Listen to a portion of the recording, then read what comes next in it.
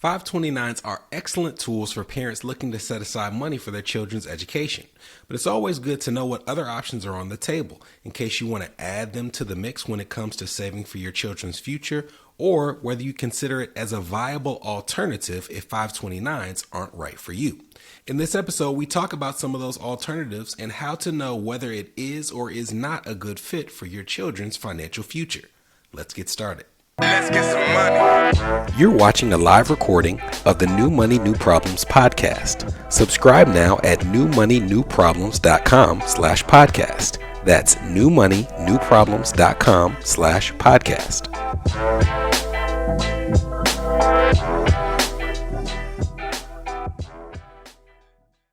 Hi, my name is Brenton Harrison of New Money, New Problems and your host for the New Money, New Problems podcast. If you joined us in our previous episodes, one of the things that we covered was new legislation that allowed you in some instances to roll unused $529 into a Roth IRA. But we also shared that rather than using it for your own finances, it could be a tool to roll those dollars and kickstart your children's retirement savings. In the process of doing so, we introduced 529s for the first time, and I gave you some definitions that showed you how it straddles the line between the features that you see in a retirement plan and some of the benefits and flexibility you see with a non-qualified brokerage account, which we've also covered on the podcast. As an example, one of the key benefits of retirement plans is their tax deferral. You put money into an account, and as that account grows, you don't owe taxes on that growth. Instead, you either pay income taxes on those funds when you put it in or when you take it out.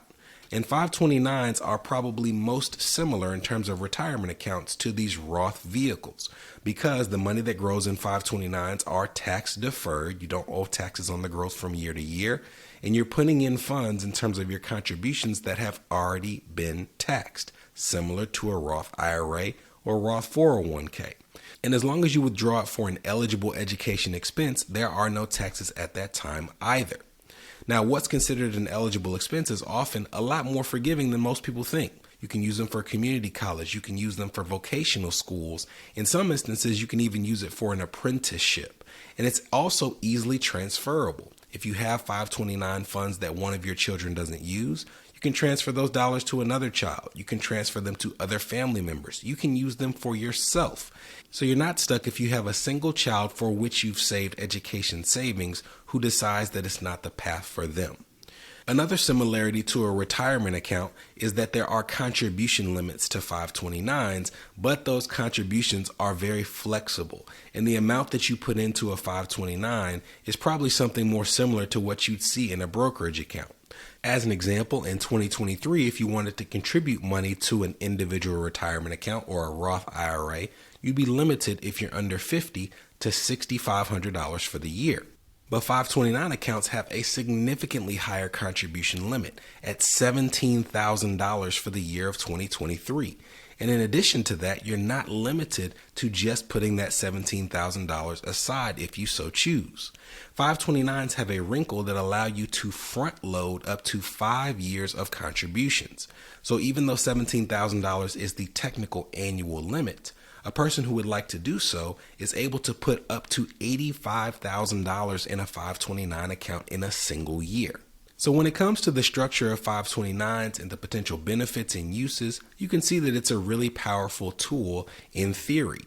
And there are some people who have the ability to take advantage of all of its benefits. You have people out there who are extremely wealthy or who come from wealthy families who have a person who wants to put $17,000 or $85,000 aside.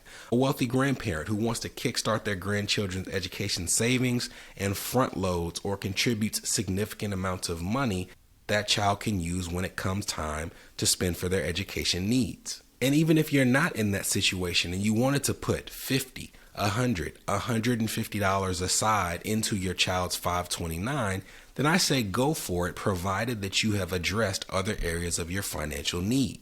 To me, the limitations of a 529 come not in the foundation or the structure of the plans, but the financial preparedness of the people who are saving the dollars. Because in my situation, I am often dealing with people who are trying to take one arrow and shoot it at multiple targets. They're currently trying to give their children a better experience than they had growing up financially. They're trying to cover their own retirement needs. They're trying to progress in their own career, and there are limited funds that are set aside to attack all of these objectives. As a matter of fact, after 14 years of doing this, I can count on one hand the number of clients with whom I've worked who've been able to pay for even a single year with the funds they set aside in their children's 529. And if you took away a few of my fingers, I'd still be able to count the number of people I know who've been able to pay for their children's full education with the dollars they set aside in a 529. Instead, what happens is, in trying to establish and pursue all of those objectives, they don't really get to make progress on any of them. They pay for their children's private schooling all the way through. They build up that muscle of cash flowing education, thinking that they'll be able to stop doing so at the age of 18. As a result, they're putting limited dollars into their retirement fund. They're not establishing a significant non-qualified savings. They're dealing with credit card debt and other consumer debt. And by the time their child gets to college, that parent is not on track for their own retirement savings. They have not paid off their consumer debt. They may still be trying to get the home of their dreams, which means they're trying to navigate a down payment and hoping that their current home has increased in equity. And they look at this 529 and they realize that after all that sacrificing of their other financial goals, they still have to cash flow their kids' college savings because there's not enough in the 529 to cover it. So here's my rule of thumb when it comes to 529s and the people with whom I work. If you are going to put more than the $50, $100, $150 a month that I talked about in the beginning of this episode, you need to have a financial plan in place. You need to be able to articulate its objectives and show that you are on track to meeting those objectives before you put significant funds away that can only be used for education.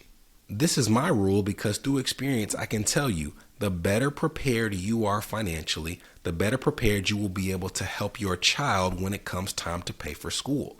But if you're not in the place where you need to be and you don't have money set aside, you're just going to end up in a situation where they still have to borrow or you have to sacrifice whatever progress you had made, which puts you further behind the 8 ball.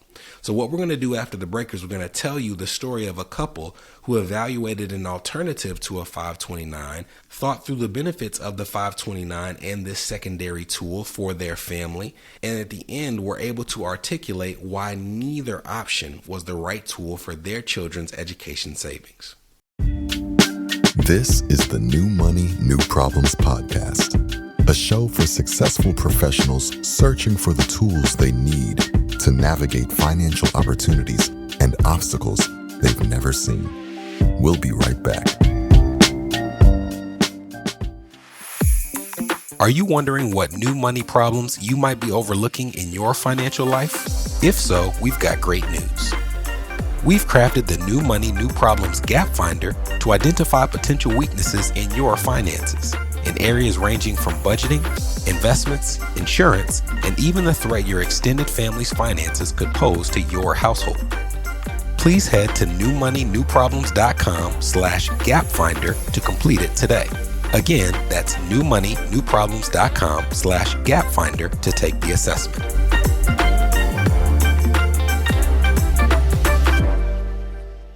You're listening to the New Money, New Problems podcast. Subscribe now at newmoneynewproblems.com. Welcome back. When I was getting ready for this episode, it reminded me of an article from Business Insider that I read in August of 2022, and we'll put the link to this article in the show notes. But the title of the article was, and I quote, "Experts often steer parents towards a 529 plan or UTMA to save for their kids' future, but we went another direction instead." And in this article, it tells the story of a woman named Katie and her husband who were trying to figure out the right place to save for their children's education funds.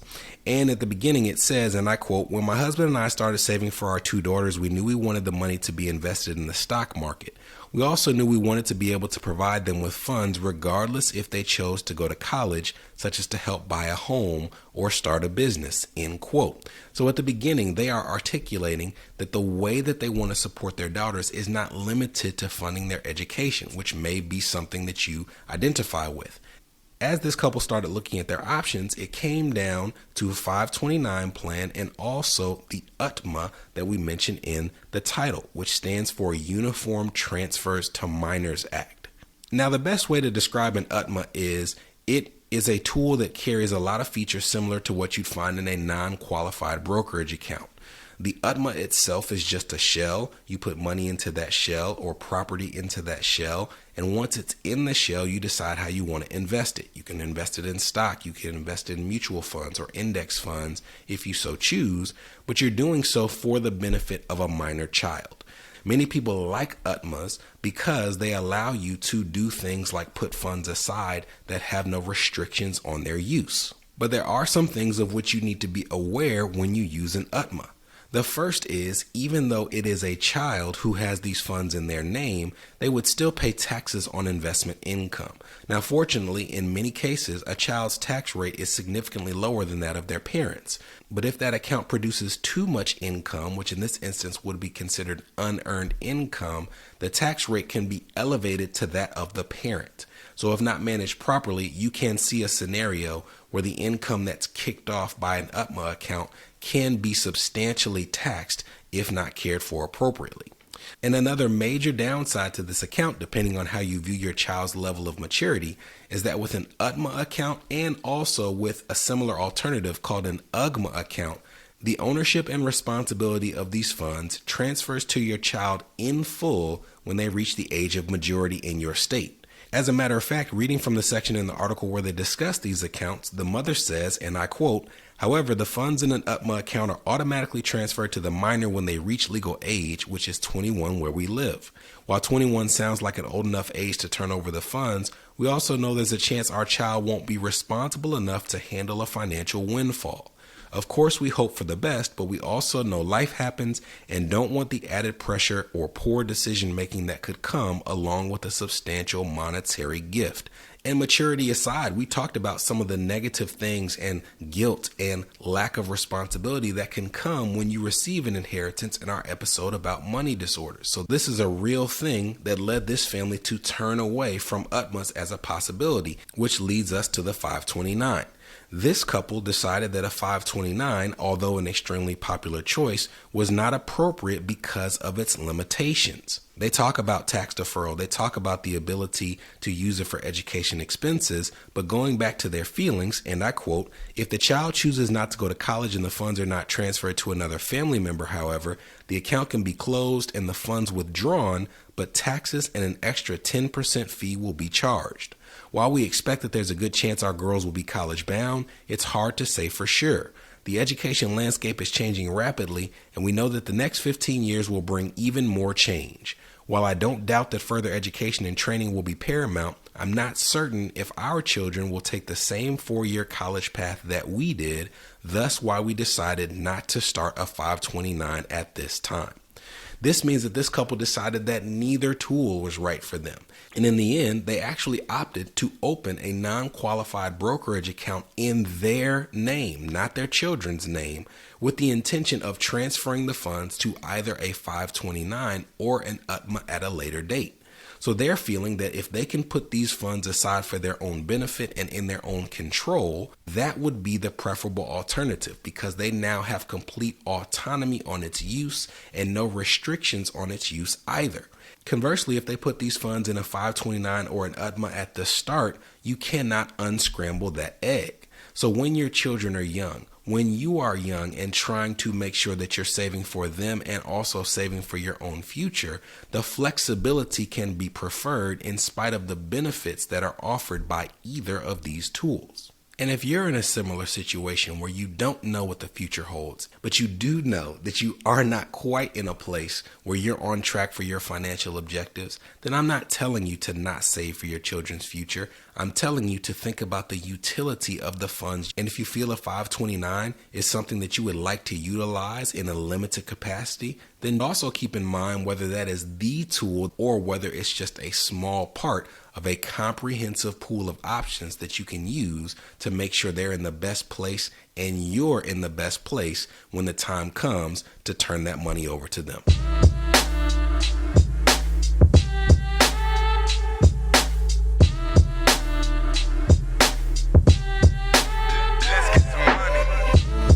From New Money, New Problems, this was the New Money, New Problems podcast, a show for successful professionals searching for the tools they need to navigate financial opportunities and obstacles they've never seen.